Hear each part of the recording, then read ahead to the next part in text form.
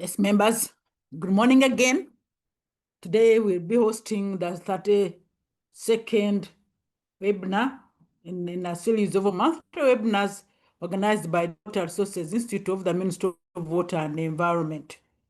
And today we shall be looking at the restoring hope through tree planting, that is community-driven restoration in Ibanda District. Ibanda District is in the western region.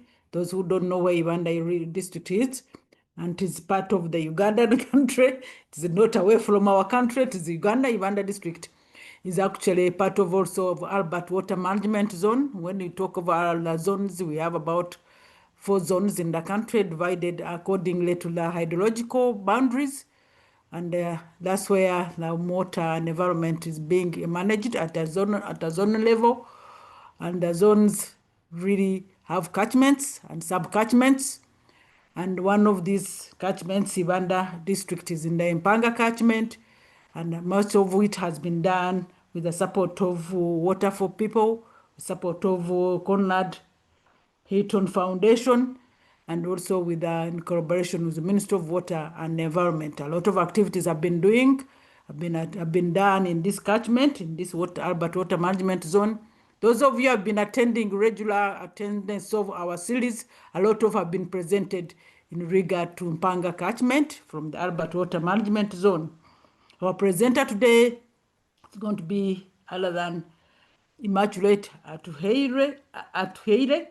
And Immaculate Atuheire is a water and is a social and forestry entrepreneurship officer attached to Albert Water Management Zone. The Albert Water Management Zone is under the Directorate of Water and Environment, the Directorate of Water Resources Management, Ministry of Water and Environment.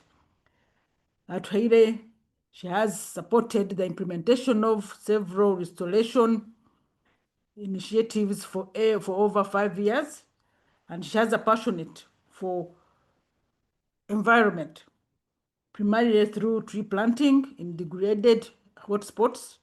She has, as I said earlier, she has a passion for catchment restoration, and she is a young lady who has been working with the Ministry of Water and Environment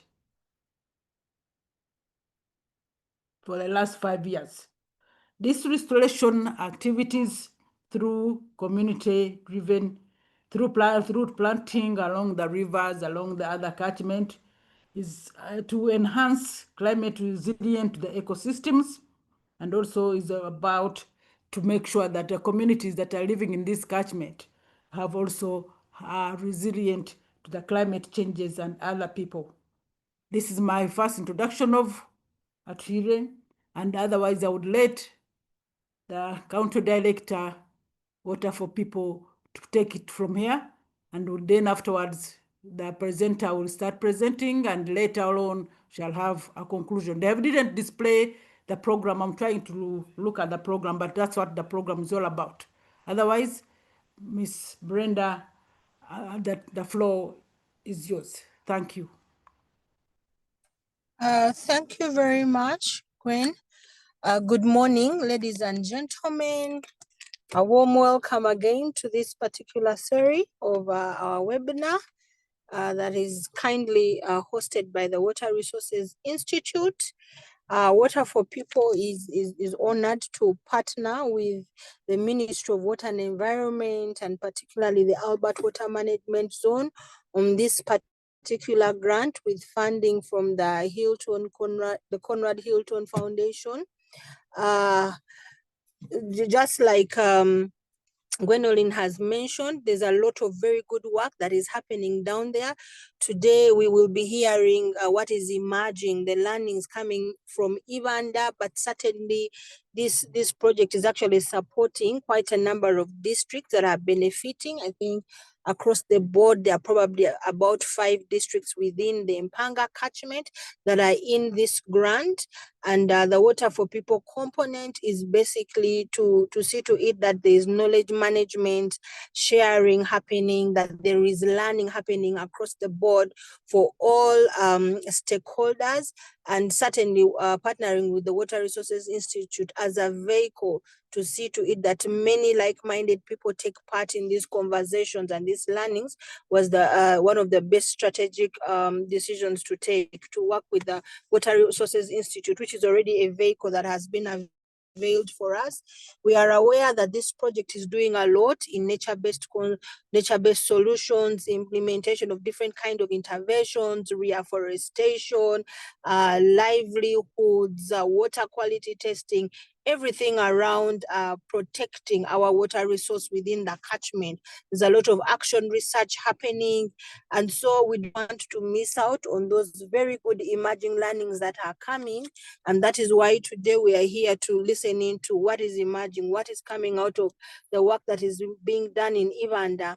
And I would want to encourage every person on the call to look at these as learning platforms, to be able to go and do differently in whichever project sites or whichever projects you would be working on. Make sure you pick one or two things that you can go and do elsewhere. It could be in another catchment. Use the learnings from here to design other projects and programs that can support other parts of the country. So that's just to bring on board the reminder that we are here to learn, pick a lot and go back and do differently, not only to sit on the very good information we've got. We want to design better programs. We want to scale up what this project has had to offer to us. So I want to thank you again, and let us listen in, let us learn, and let us enjoy the conversation. Thank you very much, and over to you, Chair, please.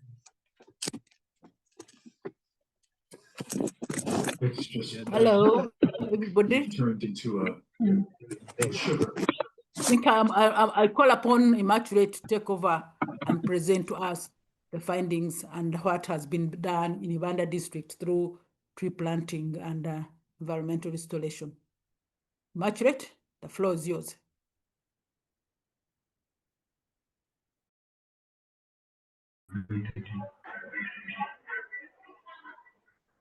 Yeah, thank you so much, Madam Gwendolyn. And thank you everyone for logging on. As Aria said,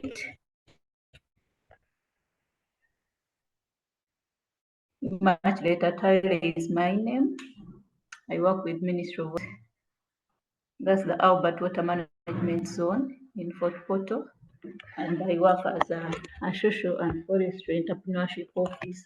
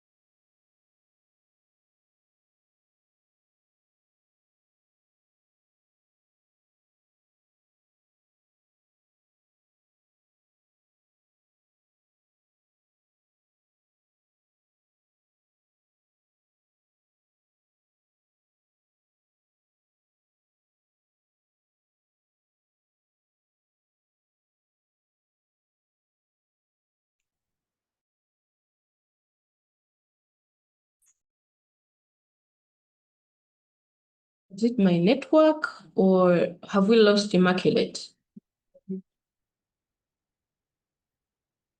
Immaculate is trying to reconnect, maybe in a minute or two. Thank you. Okay. Thank you, Andrew.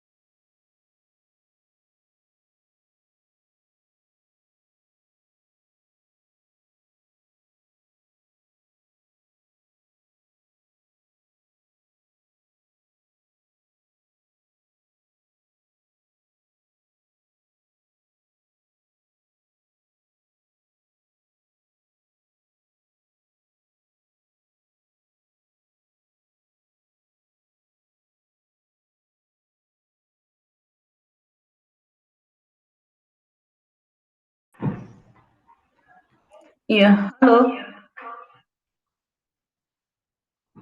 Apologies about that.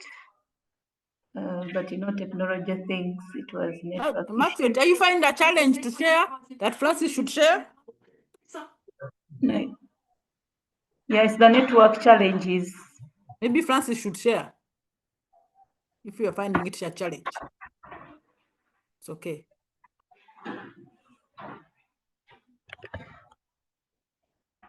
Yeah, they have shared.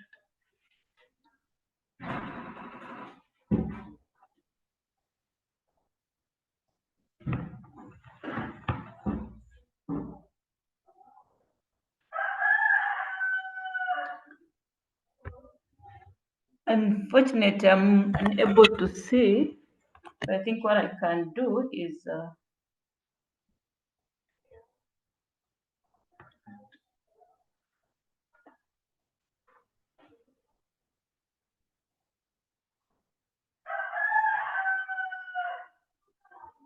Immaculate, can you see the presentation? not really. I've shared. No, it is a network.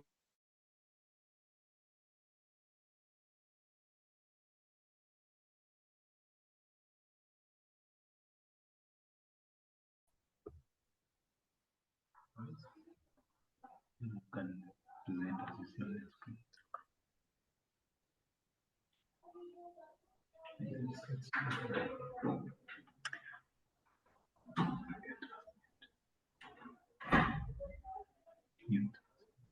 So Immaculate, you can go ahead and present if you're able to speak. Whoever is sharing can keep on controlling the screen. You can have a local copy that you're looking at. When you move to the next slide, you tell the person sharing to just move on to the next slide. Okay.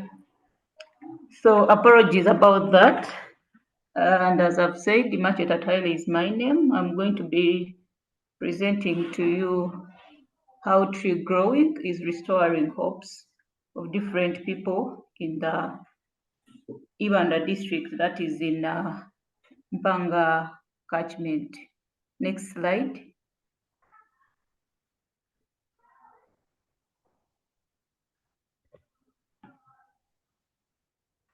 Yeah, maybe to give a quick background why focus on Mpanga catchment is that it spans through 8 districts, and that is to mention starting with the upstream, that is in Kabarore, then midstream, that is Chenjojo and Kamwenge, and then downstream, that is in Kitagwenda, where it goes into Lake George. But it has a major sub-catchment that feeds its waters into Mpanga, that is the Rushango catchment, and it covers districts of Kazo, Chirihura, Mbarara, and Kazo. From that, it has a number of people who are over 3 million who depend on it for different livelihood activities, like they extract water for drinking, they extract water for bathing, they extract water for washing and cooking. But also, it does support a number of economic activities, to mention but a few: agriculture, where we have different irrigation schemes in the catchment. It supports fishing, as we say that the waters finally enter into Lake George. So there are a number of fishermen that do extract their living from there, but it also attracts a number of tourists that come to check on how beautiful it is.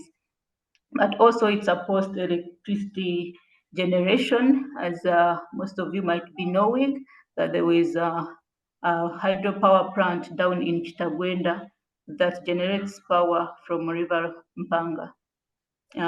But also not to mention and forget that it also hosts a number of biodiversity hotspots like Lake George, which is a UN Ramsar site, and also Chibale National Park, that is a home of elephants, chimpanzees, a number of butterflies, baboons, and monkeys, to mention but a few.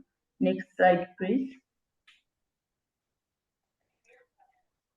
Yeah, it being of great importance, it still faces a number of challenges. mention some of them is deforestation, the declining water quality and quantity due to siltation and erosion, then plus the unsustainable farming practices, and No. the other challenge is Yes. deforestation. As you can appreciate in the pictures, that there is a lot of tree cutting, and of course, as I've said, that there is population growth. People need fuel wood, they need the charcoal, they need the fuel wood for brick making. So at the end of the day, the exact pressure on these forests and other tree species, especially in the river banks, to satisfy their needs. Yeah, next slide.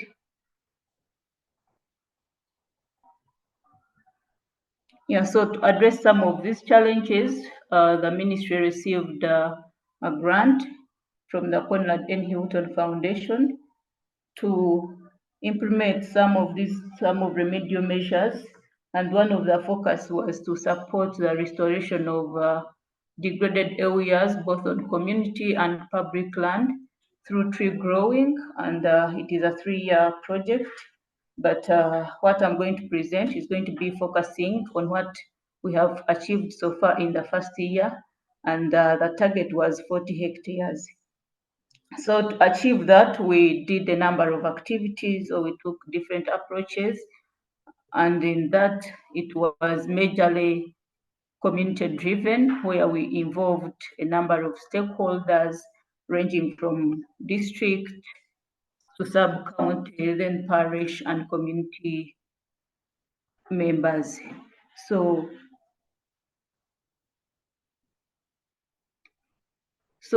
we started with district entry meetings, where we met the district leadership, the technical staff, and the other support staff of the district to help us in the implementation of this project. As you may know, that for us to successfully implement this project, we have to get the buy-in of different stakeholders, let it be political, let it be administration, and that's what we did. We started with the district entry meetings to get their support in this implementation.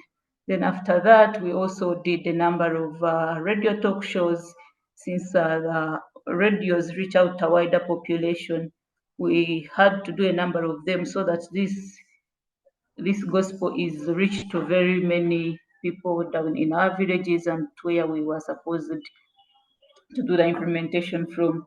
So as you can see in the pictures, you will appreciate that in the top left corner, you can see the old ladies participating in this project.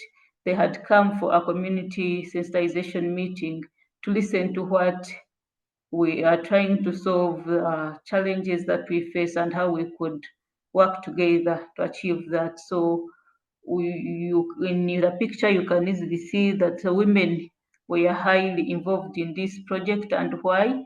Because we appreciate the role of women in restoration. When it comes to cooking, it's the women that need this fuel wood.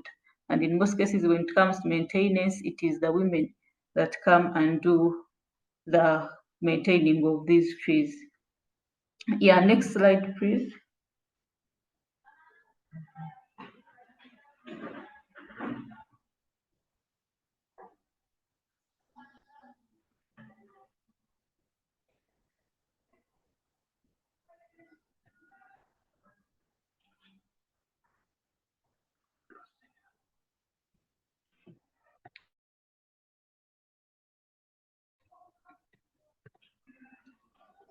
Yeah, so to continue with the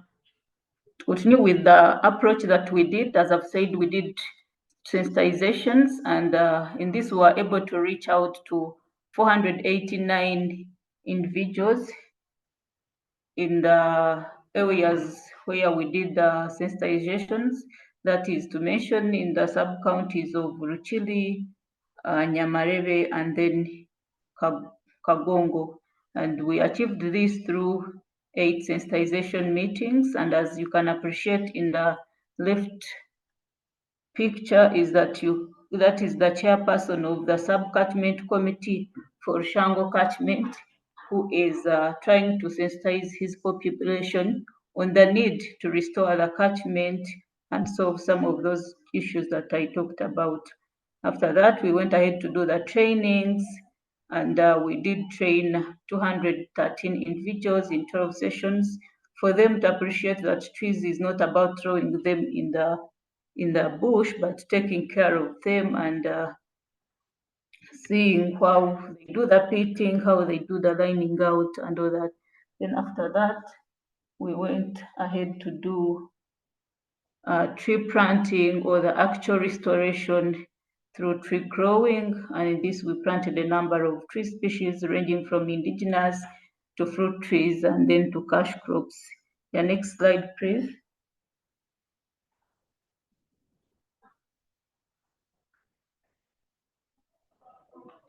Yeah, so to dive into what we do in trainings is I wanted the viewers to appreciate how we do it, is that we start by training the communities on how to establish a baseline, as you can see on the left picture. Then afterwards, we tell them how to do lining out so that the trees, by the time we establish a wood dot, it is in a well-lined out. And then after that, we show them the proper pitting practices. And in this, we always encourage pitting of 2 feet by 2 feet so that it gives enough room for root development and improve on the survival rate of the trees. Next, please.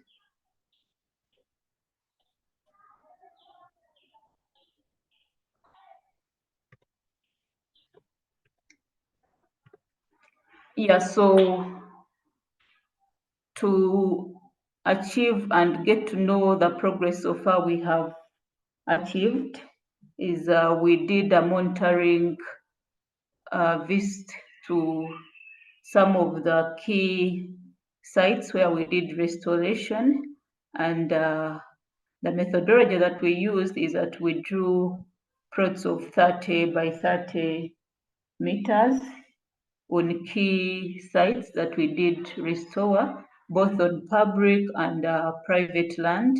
And in this case, what you're seeing on your screen is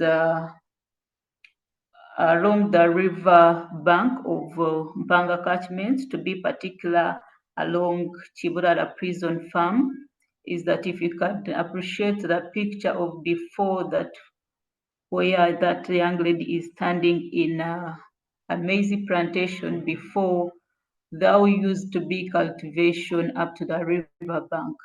That picture was taken on 11th of it was taken on 22nd of November 2024. But if you look on your right, is that by 16th of April 2025, that is after 5 months, you can easily see a big change that it can show the need why we need to do restoration. And in this, we have seen a number of biodiversity recovery where we appreciated some of the bird species coming back to the ecosystem, a number of butterflies coming back to the system, and a number of natural trees like acacia that should be along the river banks again into the ecosystem.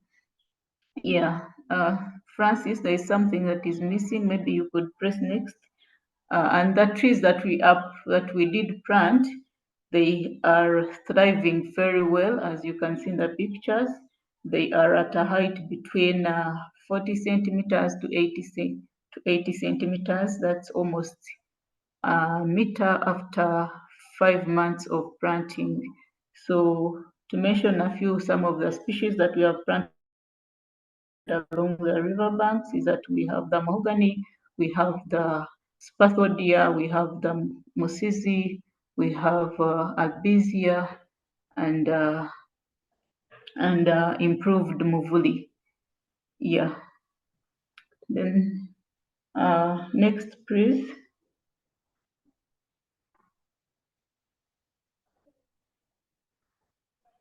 Yeah, so to move on to the results that we have achieved on public land is that, maybe to take you back, is that on public land, we didn't only work with Chiburara prison, but we worked with a number of churches or religious institutions. We also worked on government land like sub-counties and district land.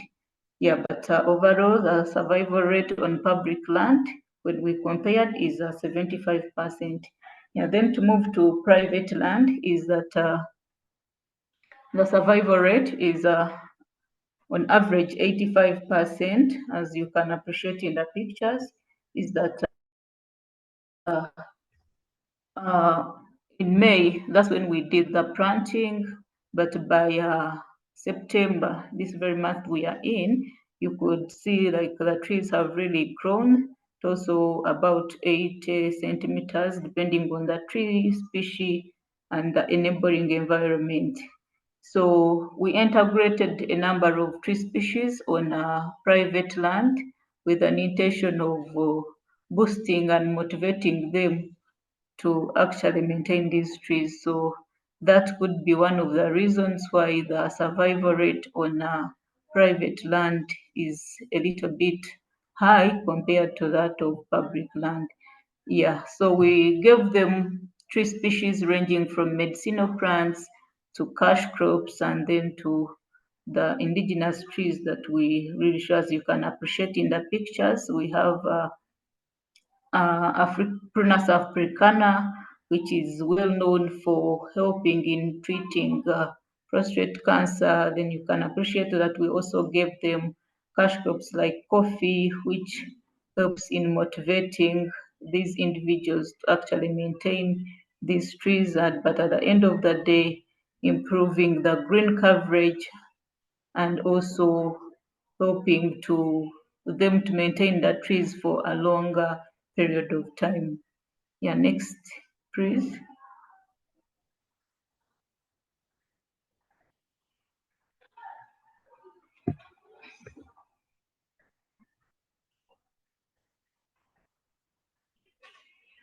Yeah, so moving on to the expected outcomes that we are looking forward for in the future is that since we did integrate a number of tree species like coffee, like fruit trees, including mangoes and jackfruits, then the high economic tree species that we have distributed to the different beneficiaries, we expect in future to see an improved livelihoods after they have started harvesting, or if the yields start coming, we expect the livelihoods of these individuals to improve. And that's why we expect the communities to have better standards of living, but still while maintaining the ecosystem. Then we also expect to see a restored 45 hectares that we did plant on both public and private land. So as you know, tree growing is a slow result move. So we expect to see these results in the future, not in just 1 year, but in the next years. But if you see on the next pictures that are on the left, is that the restoration on the riverbanks has started already yielding some results. And in this, we have seen a recovery of the biodiversity, as you could appreciate in the picture, that the sages are starting to come back. And the team is actually trying to document some of these biodiversity or some of these species that have come. And as I earlier said, is that even some of the bird species and butterflies had started coming back into the ecosystem. Yeah, on the next slide, please. Yeah, so despite the achievements, is that during the process, we experienced some of the challenges. And to mention but a few is land fragmentation, as we may know that the land tenure system allows everyone to own their plots of land. So we found a bit of challenges to establish woodlots since the land is highly fragmented. So how did we overcome that? Is that we encouraged our communities to do land consolidation, and also we encouraged agroforestry for the different beneficiaries so that they could benefit from this project.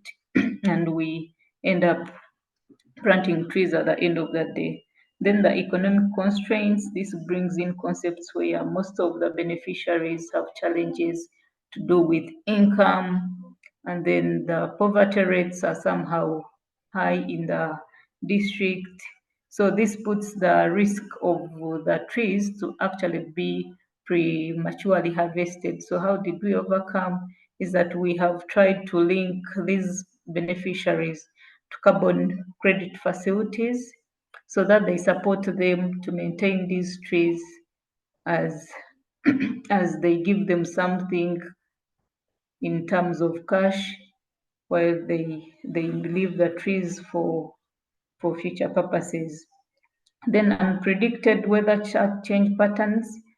We tried to overcome this through awareness creation, but also synchronizing the planting seasons with the rain seasons. Yeah. On the next slide.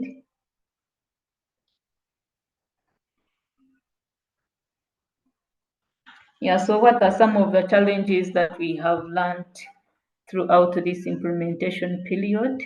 Is that to improve the survival rate, especially on private land, we need to blend in both indigenous trees, then the economic trees and medicinal tree species, so that the people not only look at, planting trees for ecosystem restoration, but also look at them as a source of livelihoods, as a source of medicine, so that they can maintain them for a number of uses. Yeah, then also we've learned that linking farmers to different carbon facilities is very essential, both on public and private land, since it helps in maintaining the trees for a longer period of time, therefore bringing in the concept of sustainability and serving the purpose of ecosystem restoration. And then, as I've said, that challenges like unpredicted weather changes. So we learned that we had to actually synchronize the planting, not only knowing that we must do planting in February or March rains, but maybe October, November rains, but just synchronizing when the rains came in, that's when we could actually do the planting. So we just had to move, or we had to just plant as when the rains came in. Yeah, then we have also learned that continuous monitoring and follow-up visits with beneficiaries is very key, since it gives them that confidence that the restoration effort is a combined effort, not only throwing trees to farmers, but continue checking on them and appreciating their efforts in this restoration initiative. Yeah, on to the next slide.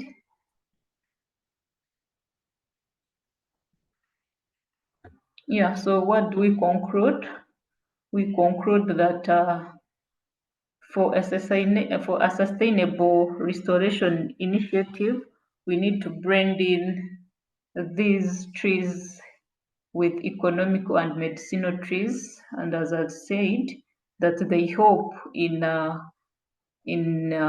maintenance, or they help farmers to actually maintain these trees, since they know that whatever they have planted on their land actually at the end of the day will benefit them. So it gives that confidence and it brings in that security that all the benefits that I will get out of these trees actually belong to me.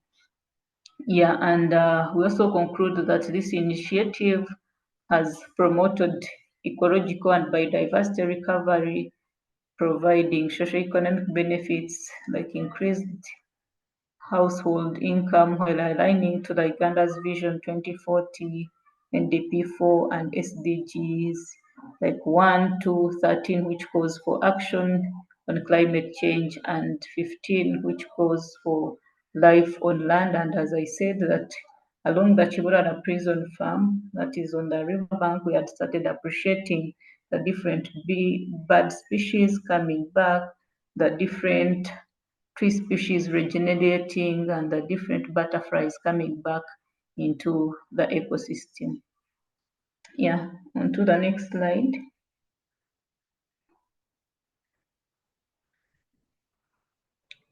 Yeah, so we want to acknowledge the different people that we have worked with through this implementation period.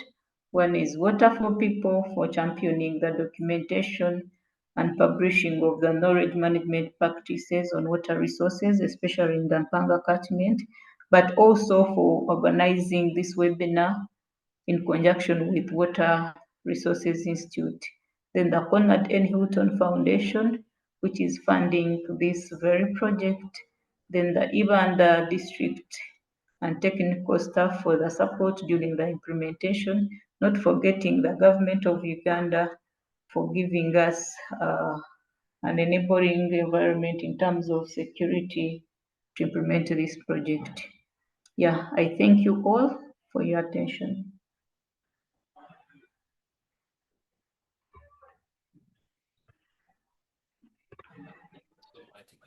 For the presentation. It was quite very interesting and informative. A lot has been done by the interventions. So I would request that we go into a session of questions and answers. In case you have a question, you can type in the chat or you can raise your hand so that the presenter can respond to the different questions.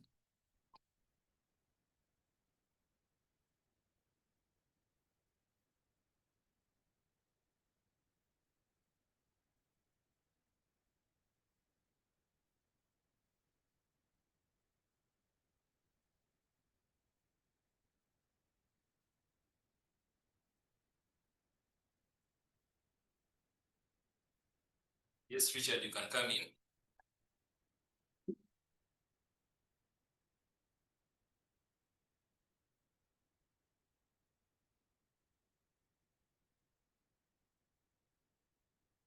Richard, unmute yourself and ask your question.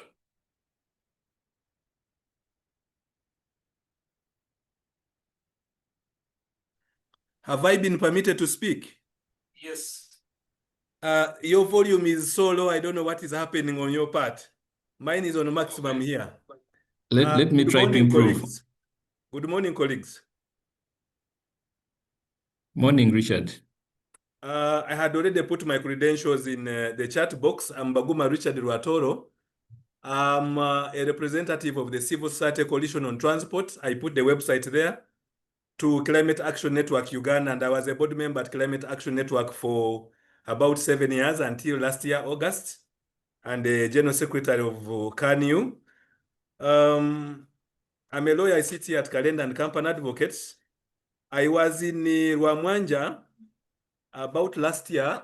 I was working that time with the LWF, or the Lutheran World Federation, and I got reports from the settlement that River Mpanga in that area was actually swallowing a lot of people and animals, especially children going to school when it floods. On an occasion when I was doing monitoring and evaluation there on the Access to Justice projects, I saw for myself how the river swells. It had swallowed up the entire road and cut off Kabwenge, this side of Rwamwanja and Kabwenge. I was wondering what my sister to Highland colleagues are doing about that part of Kamwenge on River Mpanga, since it is still in the Kamwenge district. I thank you. And thanks, Atwaire, for the presentation. Thank you very much, Richard.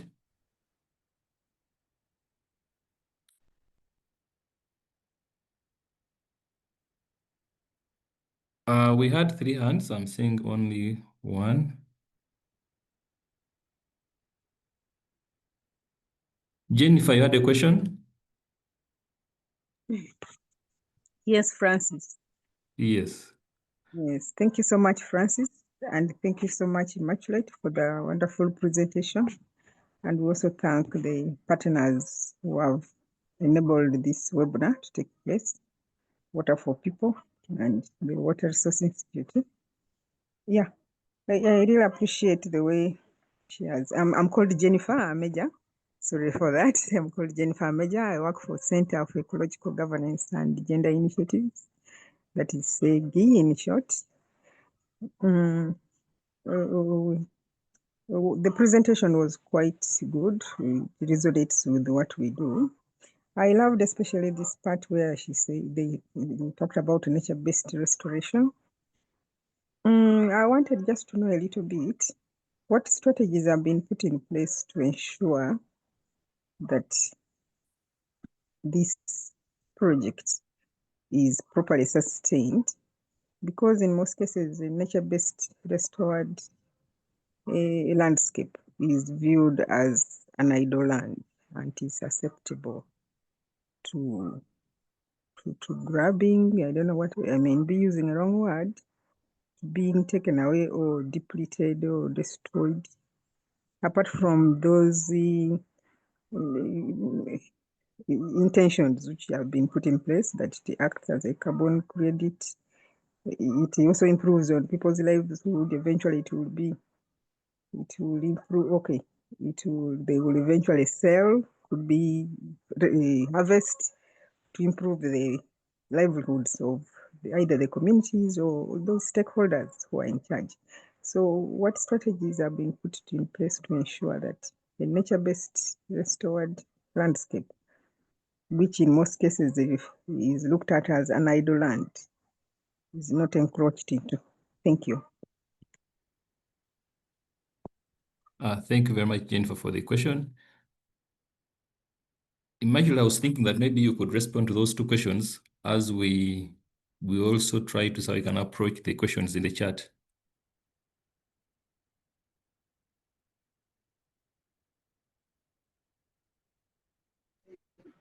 Yeah, thank you so much, everyone, for the questions. To start with Madam Jennifer, who is asking about strategies on how we are going to sustainably manage the restored landscapes, is that when I was presenting, I did say we did use an approach that is the participatory community-driven approach. And in this, we hope the communities to actually do visioning for themselves. Where are they now? Where do they want to do? And what they think that could be done to help them achieve where they want to be.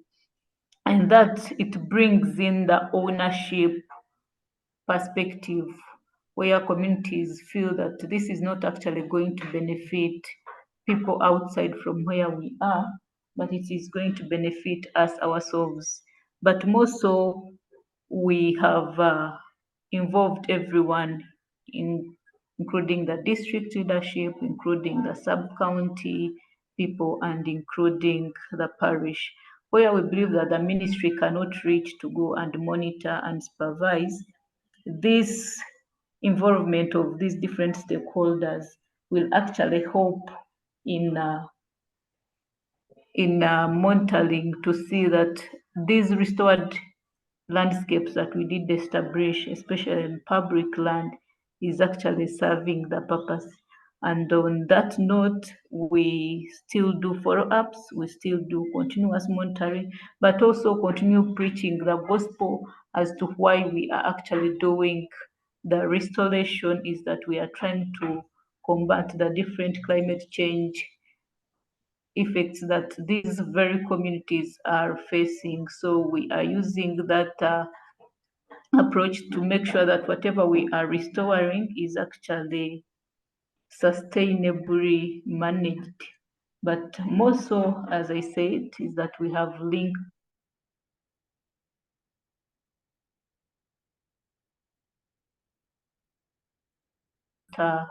these farmers to different carbon copying and maintaining these. They sign different contracts to say maybe for about 30 or 40 years, where they pay them an allowance for actually restoring these landscapes. So for now, that's what we're actually doing to make sure that these restored ecosystems or these restored landscapes that we have done actually kept longer. But not to forget that we did integrate different cash crops where the communities or the beneficiaries could actually be harvesting money from, rather than looking at these long periods of where they're going to harvest the trees after 40 or 50 years. Yeah. So that's the methodologies or the strategies that we have so far put in place. But in case there is anything new that you feel we could add on to, we highly welcome you, Madam Jennifer. Yeah, then Mr. Baguma Richard raised the concern of where Mpanga is continuing to be a threat to the community, and in this he did appreciate that it sometimes hinders transport or movement of school children, and he asked what are we actually doing in Kamwenge. Yeah, a bit to highlight what the ministry has done in Kamwenge is that we have done quite a lot, starting from riverbank demarcation. We did demarcate the river in Kamwenge, trying to show the communities the boundaries of the river and how they could sustainably utilize the riverbanks. But more so, we have done sensitization meetings. Even talking of yesterday, we were on VOK radio trying to sensitize our communities on what they need to do on saving River Mpanga, not encroaching it, but trying to see how we could have a combined effort in restoring it. Yeah, I think that's what I can do. Maybe Dr. Brian could come in to give more highlights of what the ministry has done actually in Mpanga regarding to Aguma's question.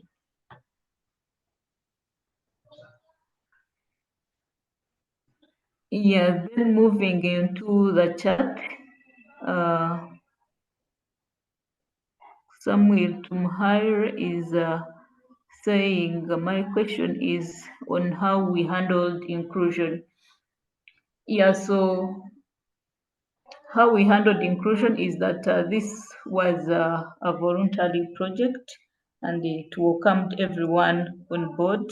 We did a number of approaches. In this, we did utilize the opinion leaders, we did utilize the LCs, we did utilize the district technical team, the sub-county and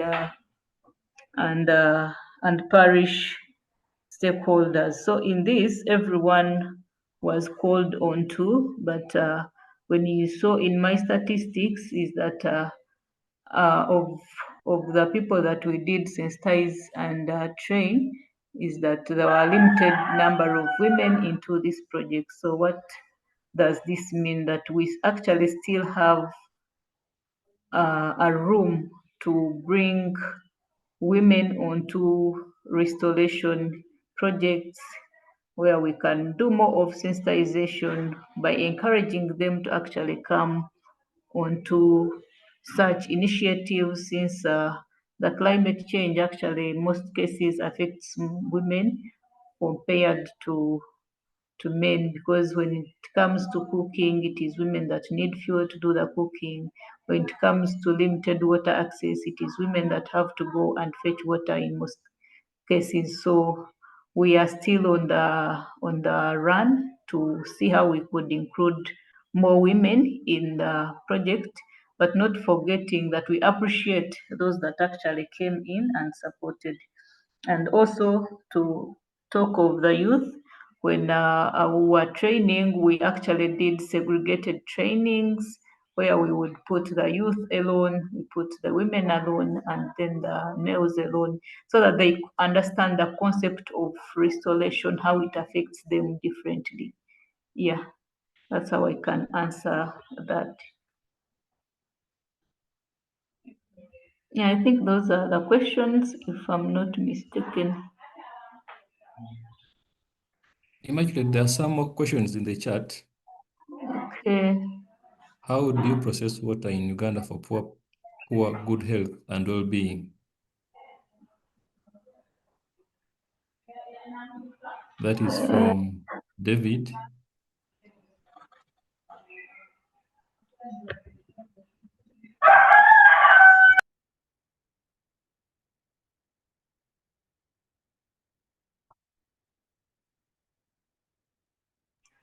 Yeah, thank you.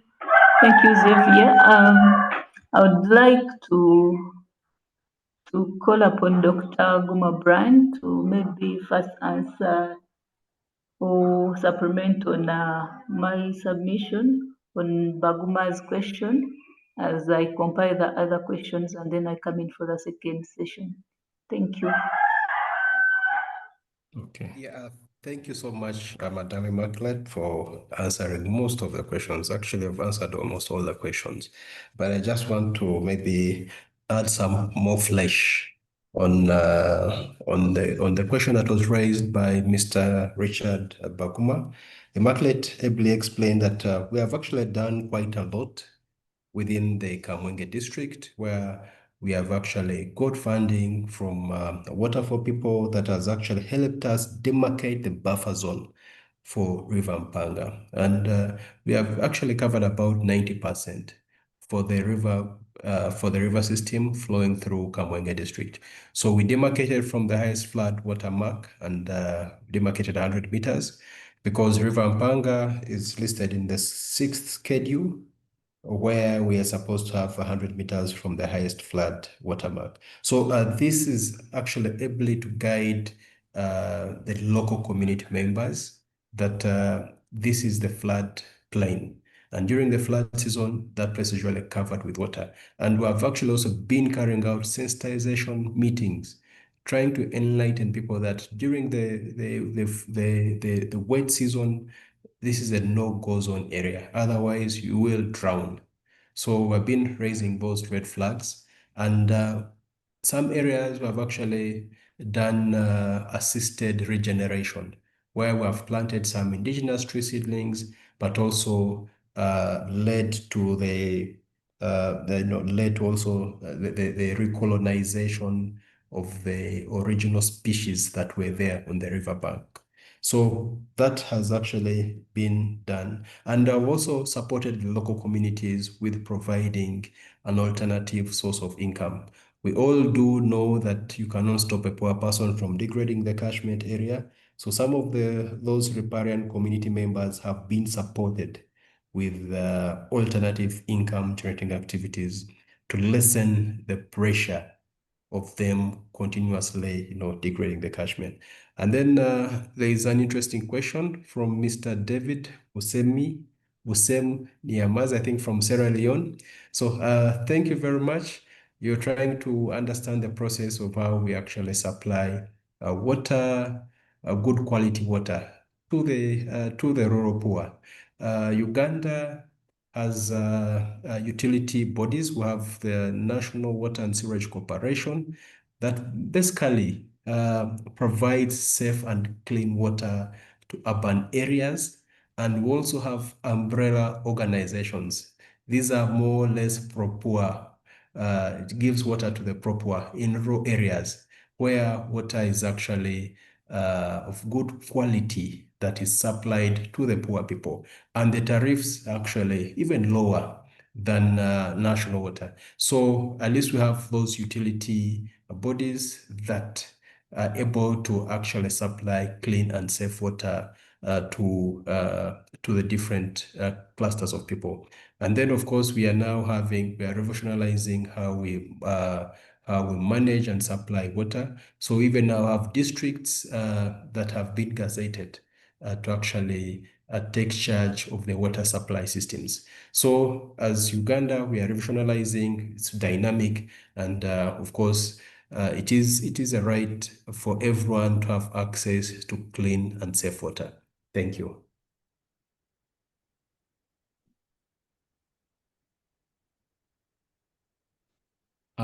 Thank you very much, Dr. Guma. Probably could get some more questions. Grace, you can come in. Okay, thank you so much, Francis and Immaculate, for the presentation. I just wanted to add on to what Dr. and Immaculate have said.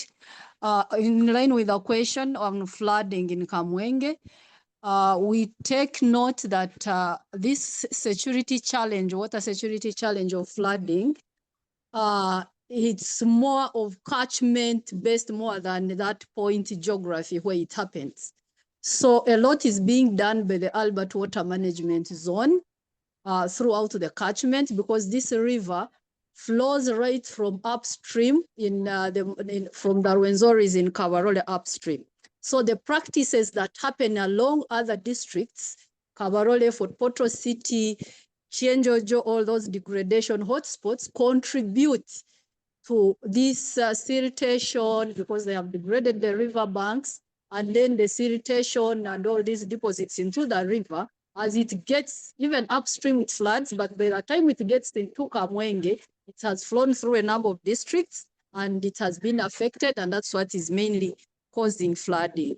And in line with the response, a number of catchment-based interventions upstream, midstream, before it reaches Kamwenge are happening. We appreciate the zone and other stakeholders upstream who are doing water and soil conservation measures, and also sensitizing the land users about sustainable use of the river banks. And we believe, of course, the flooding can't stop overnight. It's about these interventions that are happening upstream of Kamwenge, but also in Kamwenge itself, as they've already highlighted. So those efforts, we hope they will yield. Additionally, there is also water resources monitoring that the zone, together with stakeholders, including Water for People, they have undertaken, so that these monitoring gadgets that have been installed, river flow gauges, the divers to monitor, so it helps to monitor the trends of this river and the flows, so that they can inform decision making, and also to plan related resilience activities or interventions to support the affected communities, but also to mitigate the issue. Then number two, what I wanted to add is there is a promotion of nature-based solutions compared to gray solutions in mitigating the water security challenges or issues within the Mpanga that the zone is really promoting or taking forward. But to augment this, there is, and I call it an intervention or an initiative that the Albert Water Management Zone and Water for People are partaking in conjunction or in partnership with the Nature Conservancy. They have the comparative advantage in promotion of nature-based solutions to address water security challenges. And to this effect, the Albert Water Management Zone, of course, even the ministry has embraced it. We are working on the establishment of the Mpanga Catchment Management Program or Water Fund, which is aimed at mapping out, doing scientific studies, feasibility studies, to really study the nature of the water security challenges or the water issues, water management issues in the Mpanga catchment. And then we become deliberate on profiling the nature-based solutions that are most appropriate for addressing these challenges. So far, there has been pre-feasibility studies supported by the Nature Conservancy, of course, working with the Hilton Conrad Foundation, major issues on the different geographies of the river or the catchment have been identified, among which there is dwindling water quality, quantity, soil erosion, siltation, and flooding, among others. And a draft catalog of nature-based solutions has been prescribed. And we hope soon we shall be proceeding, of course, to the feasibility stage, where intensive studies will be done to prescribe better solutions, nature-based solutions that can be matched each of these challenges. So that's what I wanted to add, in addition to what Dr. Brian and Immaculate have already articulated. Thank you. Thank you very much, Grace, for that submission. Agonza, you had a question, you can come in.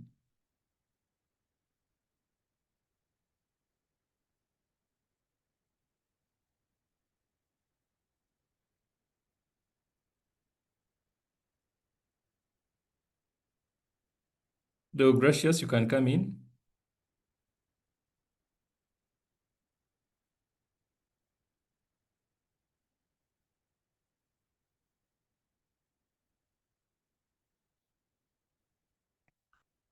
Deogracious, unmute and ask your question.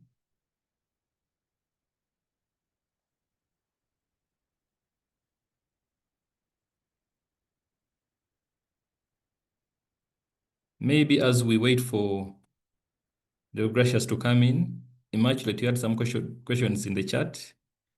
Are you ready to respond to them? Yes, Francis, thank you so much, and to appreciate Dr. and Grace for supplementing on what the ministry has done, especially in Kamwenje district. Yeah, so to respond to some of the questions that have been raised in the chat box is starting with Mary. She's asking about which carbon market we did use and how long it took for us from commencement of the process to the receipt of funds.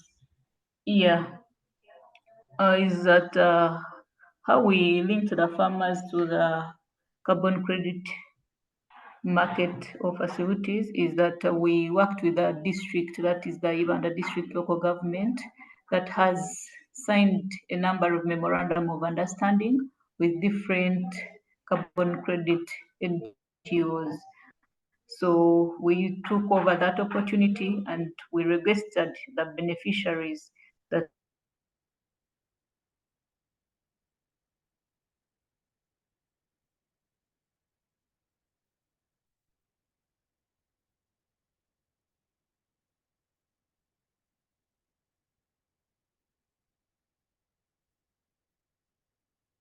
will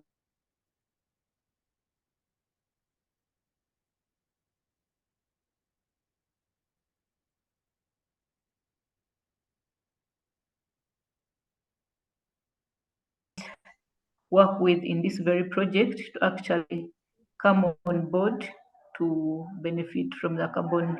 Think about how much they have regenerated is that to understand these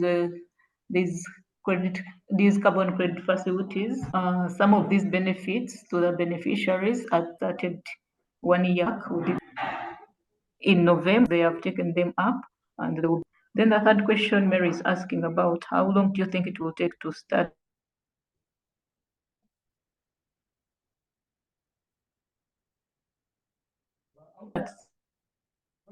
seeing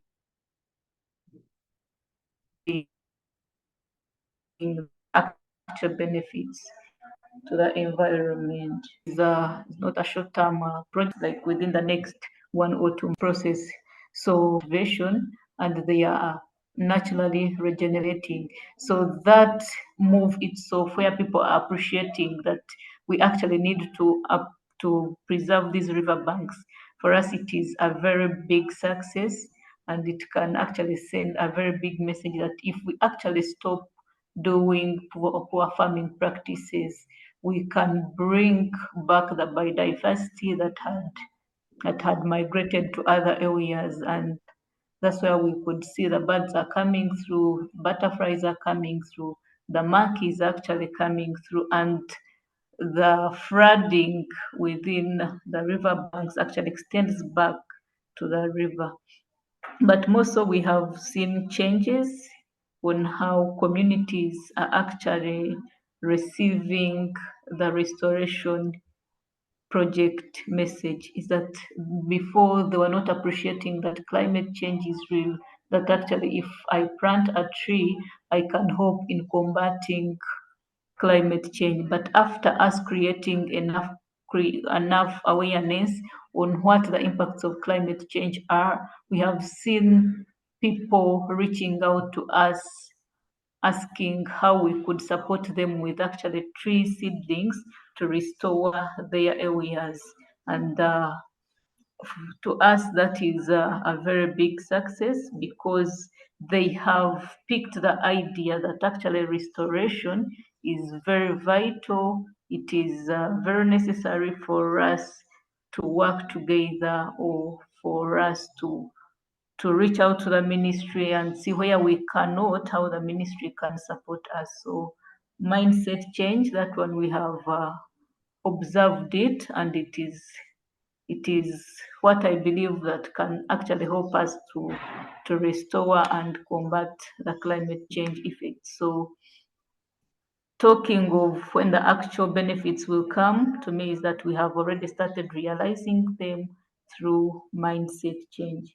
But again, as I said, that we integrated in different cash crops, we expect the communities or the beneficiaries to start benefiting from the coffee after 3 years. So we can document that after. Yeah, that's how I can answer Madam Mary. Yeah, then Mr. James is appreciating the need for us to think out of the box, that actually the livelihoods need to be extended to urban and pre-urban communities, since they are the heavy dependents of people in the remote areas. We really thank you, James, for bringing that out, and I think that was a keynote for us to take. Yeah, then Simon Peter is appreciating that there has been a big challenge, especially on trying to restore on private land, since most of the farmers don't see the direct beneficiaries, the direct benefits, and they try to ignore the project. But he's supplementing on the incentives that we could actually give to these private restoration benefits, and he's bringing in incentives like biocredits, and I think that's a good move, and it's we shall take it up and see how best we can link these farmers to them. Him appreciating that he has seen tourists coming to private land to appreciate the birds and all that. I think we would be glad if we would document that in Ibanda, and we shall work towards it to see that our beneficiaries in Ibanda or in the whole catchment actually benefit from such in the next coming years. Yeah. Then Andrew Okello is appreciating the approach that we took, that it is a good one, and is asking if there is still room for organization interested in collaborating with the ministry. Yeah.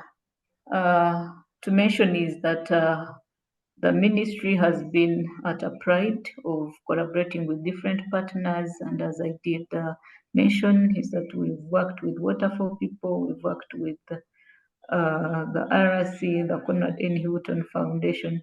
So is that we believe that collaboration is very important, and it is the only way that we could actually go to restore the catchment. And as you could appreciate, is that I did mention that the catchment traverses in the 8 districts, and it covers about 5,000 200 kilometers squared, and the works that we have actually done, they are more of like 1%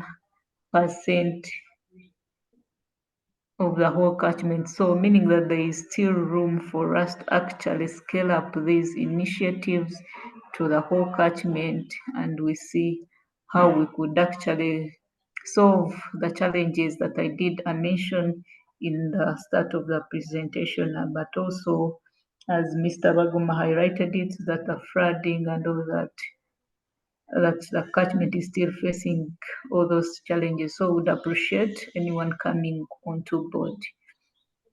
Yeah.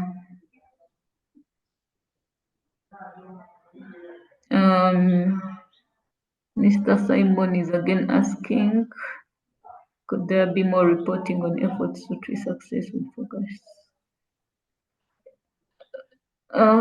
Maybe, Francis, if you don't mind, I could again write out some other questions as someone else maybe has something to supplement on what I've so far answered. Yeah, thank you. Yes, thank you very much, Immaculate. Thank you so much, Immaculate. Maybe we could get a Dog Gracious, are you ready?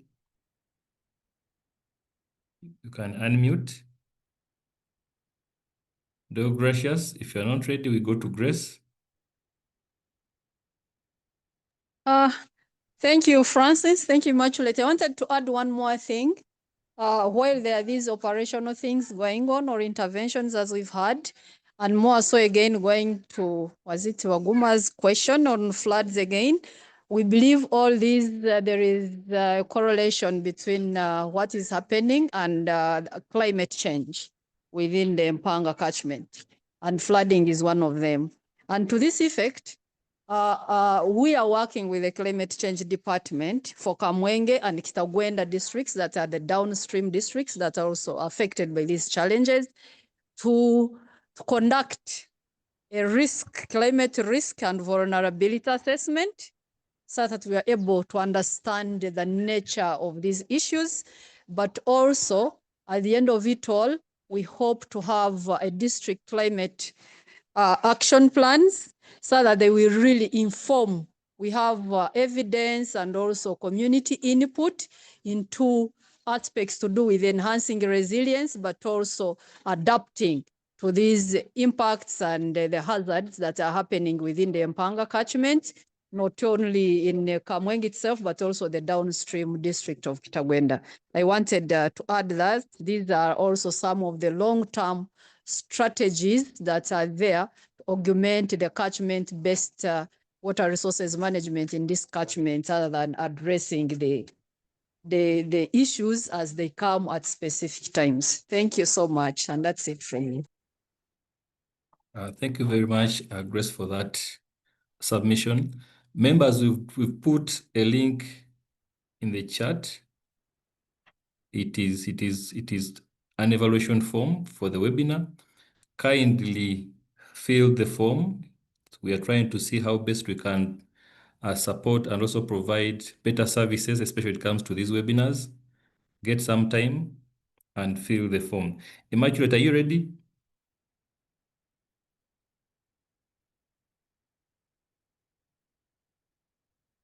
Yes, Francis. Okay. To start with Simon, he's encouraging us on a number of parameters that we'd actually look at, especially when we are doing our monitoring and evaluation. And Simon, we really appreciate that.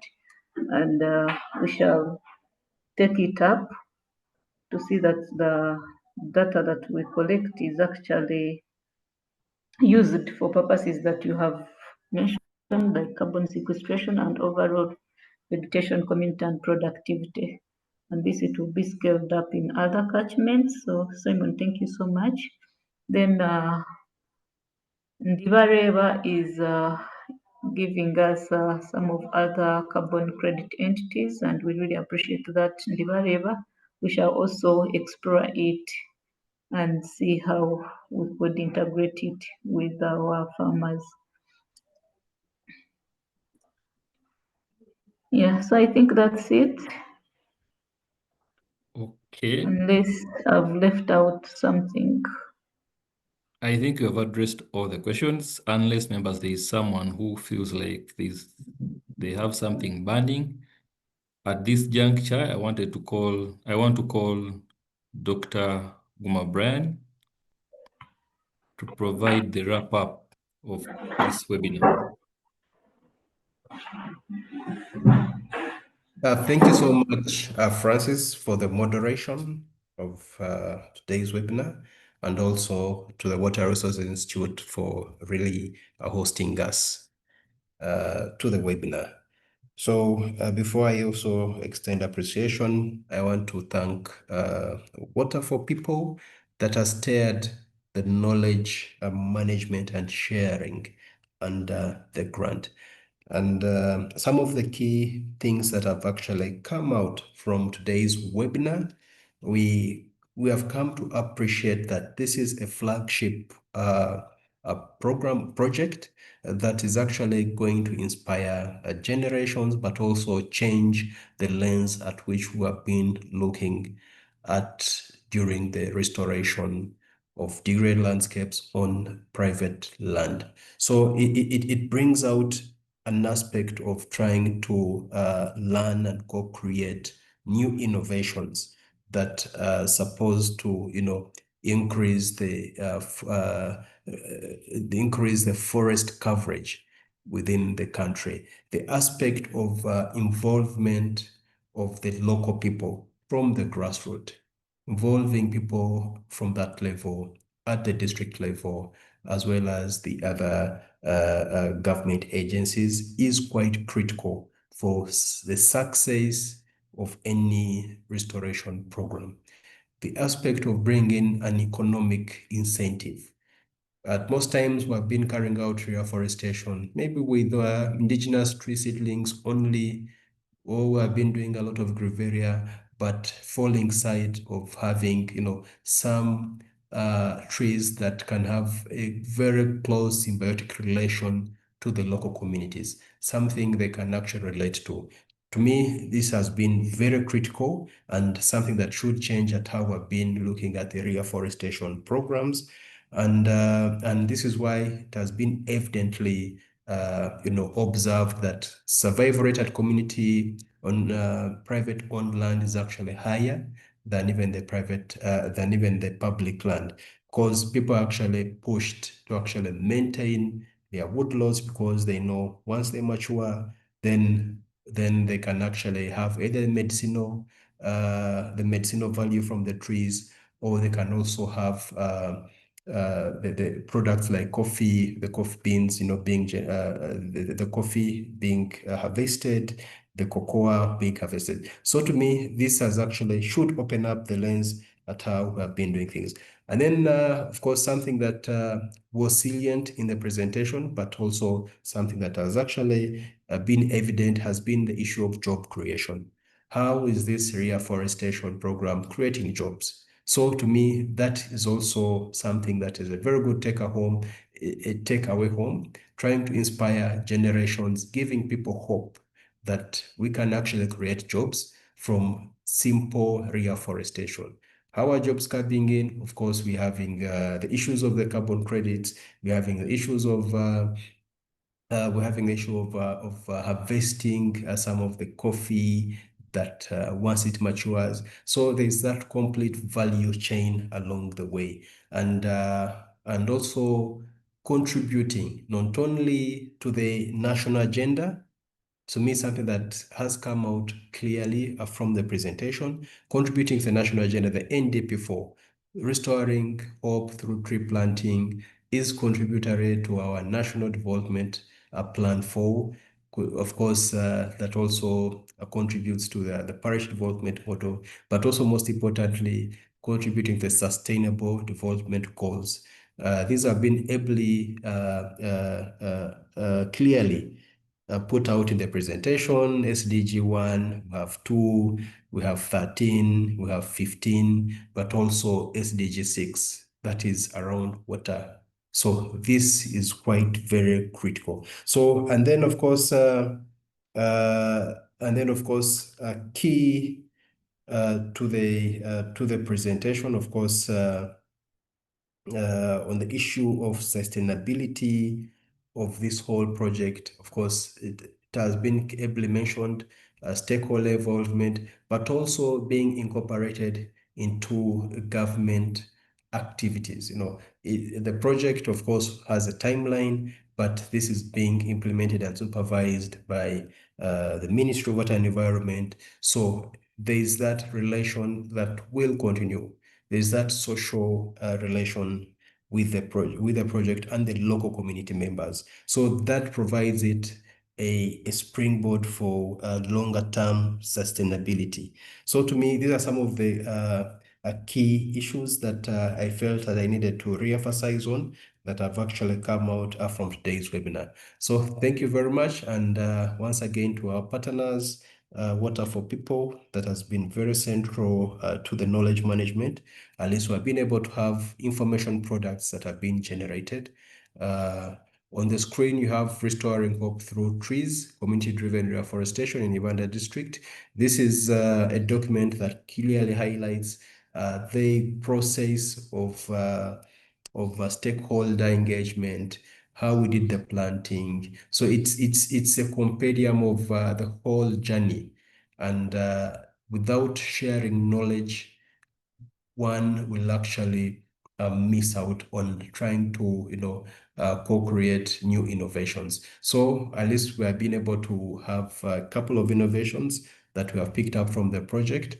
And also the webinar has also provided an opportunity for us to actually reflect and try to make things much better. In terms of monitoring and evaluation, these are things that actually we have taken note, and we shall try as much as possible to have them incorporated so that it becomes a better, well-managed project. So thank you very much, and back to you, Mr. Francis. Thank you very much, Dr. Guma, for the wrap up. As we close the webinar, I want to take this opportunity also to thank Conrad Hilton Foundation for funding the project, and also to thank our partners, Water for People, for championing the documentation, like Dr. Guma has said. And also I want to thank Albert Water Management Zone for the presentation. I want also to thank the participants for sparing time and also participate in these monthly webinars. For those who are attending this webinar for the first time, every last Friday of the month, we have what we call the Water Resources Institute monthly webinar. So it is a platform something we innovated to ensure that there is sharing and also learning within the sector on issues concerning water, environment, and climate change. So in case you feel like you would like to share something within the sector with the different stakeholders, you can kindly reach out to the Secretariat or the Water Resource Institute to schedule and get you a day where you can present your innovations, your best practices, and everything. Thank you very much, everyone. I want to close this webinar. Have a nice day, nice weekend. Thank you, Francis. Yeah, thank you, Francis. Thank you, Francis and colleagues. Thank you. Bye.